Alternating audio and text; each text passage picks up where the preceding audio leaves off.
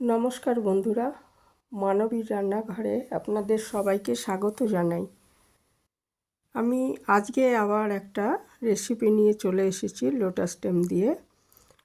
তো এর আগে আমি একটা রেসিপি শেয়ার করেছিলাম, তখন অনেকেই জানতে চেয়েছিলেন যে কোথায় পাবো লোটাস স্টেম।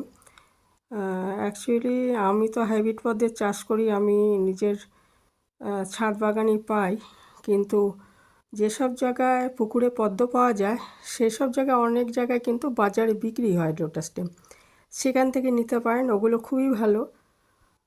আর লোটাস স্টেম প্রচণ্ড উপকারী, প্রেশারের জন্য ভালো, প্রেশারের রুগী বা যারা অ্যানিমিয়ায় ভুগছেন। হ্যাঁ, যে আমি নিয়ে নিয়েছি গাছের লোটাস স্টেম, এটা ভালো করে ধুয়ে একটু জলে ভিজিয়ে রেখেছিলাম।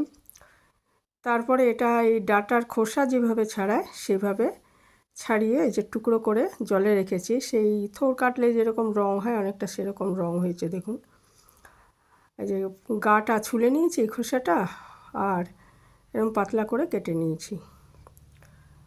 তারপরে এগুলো আমি 10 মিনিট মতো ভিজিয়ে রেখেছি। তারপরে একটা গামলাতে নুন দিয়ে একটু জল ফুটিয়ে নিয়ে তার মধ্যে এই লোটাস স্টেমগুলো দিয়ে সেদ্ধ করে নিচ্ছি। যদি প্রেসার কুকারে রান্না করেন তাহলে দরকার নেই এইভাবে সেদ্ধ করেন, না হলে একটু সেদ্ধ করে নিলে ভালো হয়, না হলে শক্ত থেকে যেতে পারে। ফাইবার বেশি তো সেই জন্য একটু শক্ত থেকে যেতে পারে। তো সেই জন্য আমি একটু সেদ্ধ করে নিচ্ছি। ওইদিকে আবার আমি মশলাটা তৈরি করে নিই। নিয়েছি 2টো পেঁয়াজ, এটা ছোটো ছোটো টুকরো করে নেব। লঙ্কা কুচি নিয়েছি 2টো, 4টে রসুন নিয়েছি, 1 টুকরো আদা আর 2টো টমেটো, সবই কুচি করে নেব। এগুলো বাটা মশলা ব্যবহার করিনি এখানে, আর কিছু গুঁড়ো মশলা লাগবে। তো একটা কড়াইতে আমি একটু গরম মশলা লাগবে সেটা নিজেই তৈরি করে নিচ্ছি।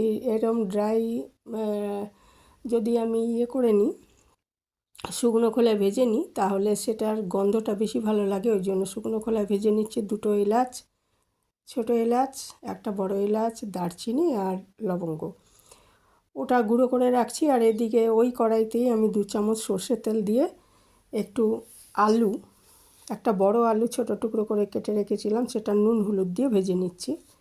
আলুটা অপশনাল, ইচ্ছে করলে নাও দিতে পারেন, শুধু লোটাস স্টেমও রান্না করতে পারেন, তো আবার আলু দিয়ে করলেও ভালো লাগে। তো এখানে আলুটা আমি ভালো করে ভেজে নিচ্ছি, ভেজে তুলে রেখে দেবো। তারপরে সেই গরম তেলের মধ্যে আমি প্রথমে রসুন, আদা আর কাঁচা লঙ্কা কুচি দিয়ে দিচ্ছি, এটা খুব ভালো করে ভেজে নেব। আর এখন আর নুন দেওয়ার দরকার নেই, আলুটা ভাজার সময় নুন দিয়েছি। তো এটা একটু ভাজা ভাজা হয়ে গেলে এর মধ্যে আমি পেঁয়াজ কুচি, 2টো পেঁয়াজ ছোটো ছোটো টুকরো করে রেখেছি, সেগুলোকে খুব ভালো মতো ভেজে নেব। আর লোটাস স্টেম, এটা বলছিলাম, প্রেশার, অ্যানিমিয়া রুগী বা কোষ্ঠকাঠিন্য যাদের আছে সবার জন্যই খুব ভালো। তাছাড়া আরও অনেক গুণ আছে, সবটা আমিও জানি না। তো এগুলো যেগুলো লোকাল বাজারে কিনতে পাওয়া যায় তারা তো সহজেই পেতে পারেন, না হলে যেসব পুকুরে হয় সেখানে কাউকে দিয়ে সেটাও সংগ্রহ করতে পারেন। তো যেখানে পাওয়া যায় সেখানে লোকেরা তো খাই, আর এমনিও আমরা জোগাড় করতে পারি। অনেকেই আজকাল ছাদ বাগানে লোটাস চাষ করছেন, তারা তো পেতেই পারেন। তো আমিও যেমন আমার ছাদ বাগান থেকে এগুলো পেয়েছি। দিয়ে দিয়েছি 1 চামচ ঘি, কারণ আর তেল দেবো না, আর একটু ঘি দিলে ভালো লাগবে, তাই ঘিটা এই সময়টাই দিয়ে দিলাম। এরা তাহলে ভাজা হতে সাহায্যও করবে, আর ঘিয়ের গন্ধ তো যখনই দেওয়া হোক থাকেই, কাজেই আগেই দিয়ে দিলাম। 1 চামচ ধনে গুঁড়ো দিয়ে দিলাম, 1 চামচ জিরে গুঁড়ো দিয়ে দিলাম, আর দিয়ে দিচ্ছি একটু লাল লঙ্কার গুঁড়ো। কাঁচা লঙ্কাটা বেশি ঝাল নেই, কাজে একটু লঙ্কার গুঁড়ো দিতে হবে, একটু ঝাল ঝাল হলেই ভালো লাগবে খেতে। আর যারা কাঁচা লঙ্কা রান্নাই করেন তারা শুধু কাঁচা লঙ্কাতেই করবেন, অসুবিধে নেই। এটা ভালো মতো ভাজা হয়ে গেলে এর মধ্যে আমি দিয়ে দিচ্ছি দুটো টমেটো টুকরো করে রেখেছি, সেগুলো দিয়ে খুব ভালো মতো আবার কষিয়ে নেব মিনিট দুয়েক।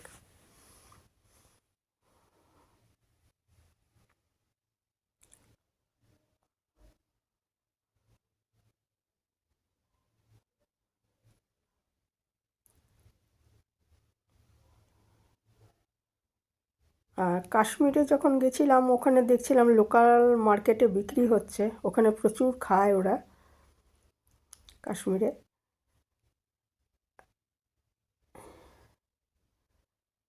তারা নদ্রু বলে এটাকে, লোটাস স্টেমটাকে।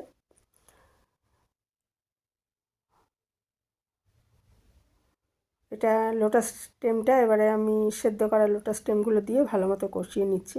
একটু কষালে ভালো লাগবে, ওই জন্য এই সময় দিয়ে একটু কষিয়ে নিচ্ছি।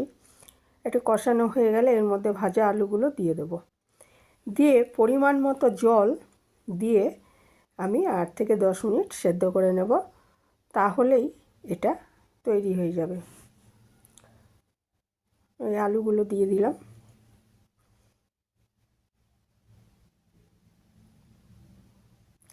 দিয়ে দিচ্ছি পরিমাণ মতো জল।